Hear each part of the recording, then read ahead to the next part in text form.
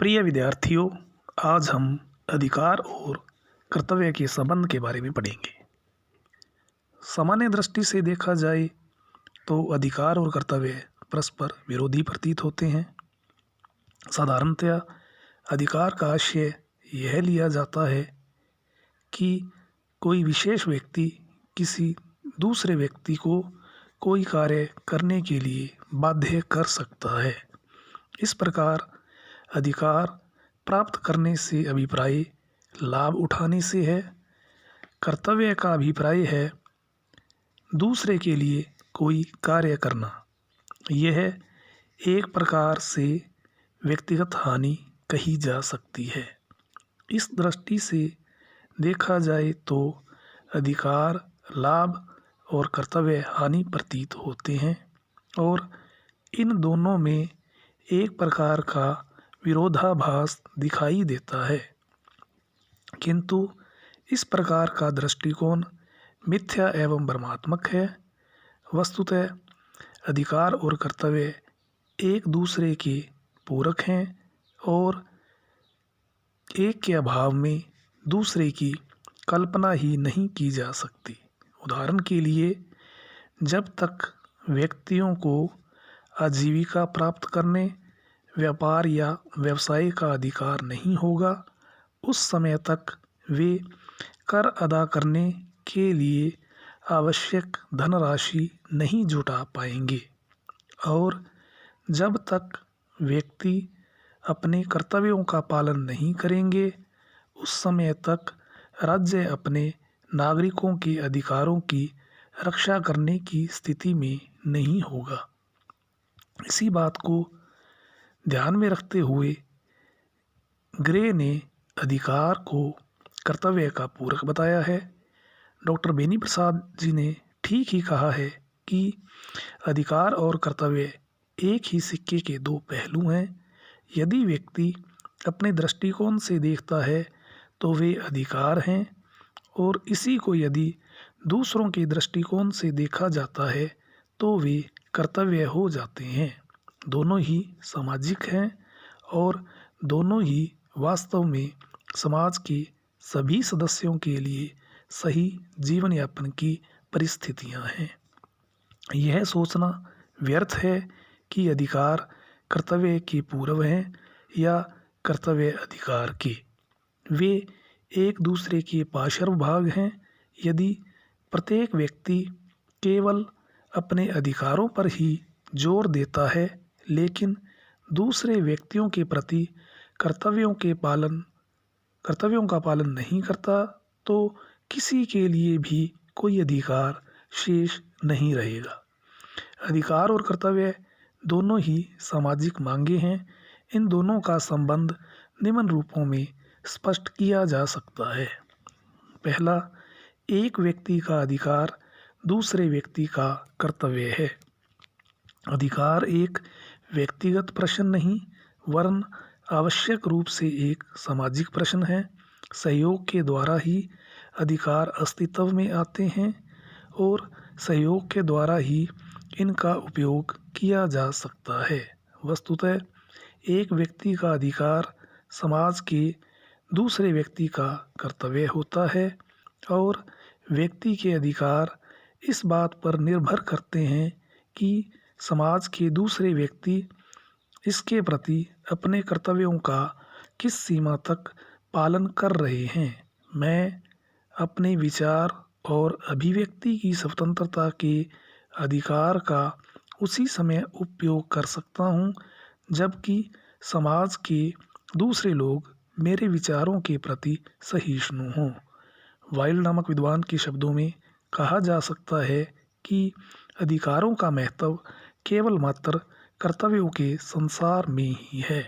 दूसरा, व्यक्ति का अधिकार उसका कर्तव्य निश्चित करता है कि वह अन्य व्यक्तियों के समान अधिकारों को स्वीकार करे। अधिकारों का लक्षण यह है कि समाज के सभी व्यक्तियों को समान रूप से प्राप्त होते हैं। ऐसी स्थिति का अधिकार उसका यह कर्तव्य निश्चित करता है कि वह दूसरे व्यक्तियों के इसी प्रकार के समान अधिकार को स्वीकार करें। यदि मुझे संपत्ति का अधिकार है तो इस अधिकार के साथ ही मेरा यह कर्तव्य हो जाता है कि मैं दूसरे व्यक्तियों के इसी प्रकार के अधिकार को स्वीकार करूं। डॉक्टर बेनी प्रसाद जी ने ठीक ही कहा है कि यदि प्रत्येक व्यक्ति केवल अधिकारों का ही ध्यान रखे तथा दूसरों के प्रति कर्तव्यों का पालन न करे तो शीघ्र ही किसी के लिए भी अधिकार नहीं रहेंगे। तीसरा, नागरिकता का अधिकार राज्य का कर्तव्य है। अधिकार व्यक्ति का वह विवेकपूर्ण दावा है जिसे समाज स्वीकार करता है और राज्य लागू करता है। अतः व्यक्ति के अधिकारों का महत्व उसी समय तक है जब तक कि राज्य इन अधिकारों को लागू करने की व्यवस्था करे। यदि व्यक्ति के किसी अधिकार में कोई दूसरा व्यक्ति बाधक सिद्ध होता है तो राज्य का कर्तव्य है कि वह उसे दंड दे। वस्तुतः व्यक्ति के अधिकार राज्य के कर्तव्य पालन की क्षमता पर निर्भर करते हैं। चौथा, व्यक्ति का अधिकार स्वयं उसके लिए कर्तव्य है। अधिकार प्रदान करने का उद्देश्य व्यक्ति का विकास और सामूहिक रूप से संपूर्ण समाज की उन्नति होती है।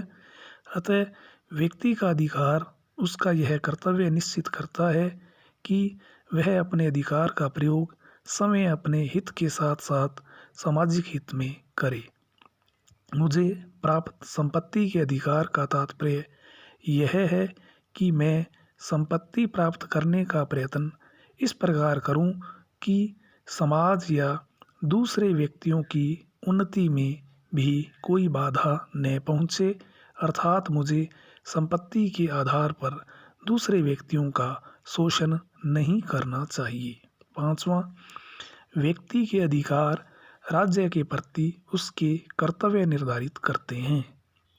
राज्य के द्वारा व्यक्ति को जीवन, स्वतंत्रता, शिक्षा और संपत्ति का अधिकार प्रदान किया जाता है और राज्य इस बात की व्यवस्था करता है कि व्यक्ति व्यवहार में इन अधिकारों का उपभोग कर सके। इस प्रकार राज्य व्यक्तियों के अधिकारों की रक्षा और व्यवस्था की कार्य करता है।